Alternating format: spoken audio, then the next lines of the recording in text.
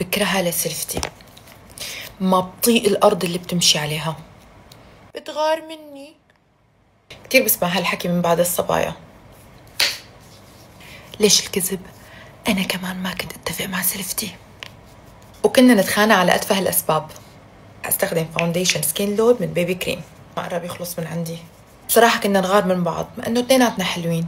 حماتي بتعرف تنقي. كنا صغار وأنا كنت فايتة على العيلة جديد، بلوا السبونج بوب قبل الاستعمال.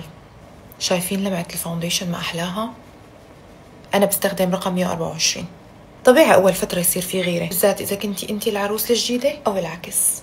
بس الذكاء يا عزيزتي إنك تحبيها مثل أختك الصغيرة أو الكبيرة، وتكسبيها دائما لصفك.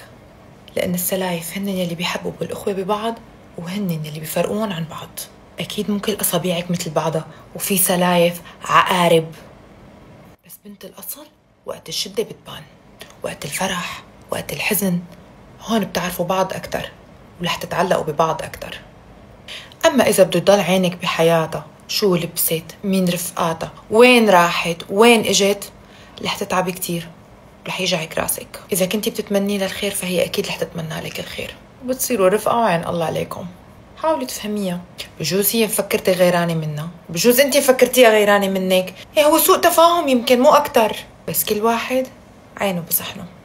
سلفتك حتصير مثل اختك اللي بتحبيها، ولادك بصيروا مثل ولادها، والأخوة بتضل سند وظهر لبعض. وانتي خبريني، بتحبي سلفتك ولا ما بتطيقيها؟ وإذا بتحبيها اعملي لها منشن، أنا بحب سلفتي. إذا ما بتحبيها خبرينا ليش بالتعليقات. بس بدك تعملي لها منشن اعملي لها هايد، ما حلوة، عيب. أو جربي تحبيها مثلا، كوني انتي أحسن منها. بجوز هي بتحبك بس ما بتعرف تعبر، أو ما بتعرف تتواصل مثلا. أي أحلى، هدول ولا هدول؟ نورجيكم الفاينل لوك. أكتر طقم لبسته لهالصيفية وهو الذي يربح. شو رأيكم؟ حبيتوا الميك اب توتوريال؟ بتحبوا أعملكم كمان؟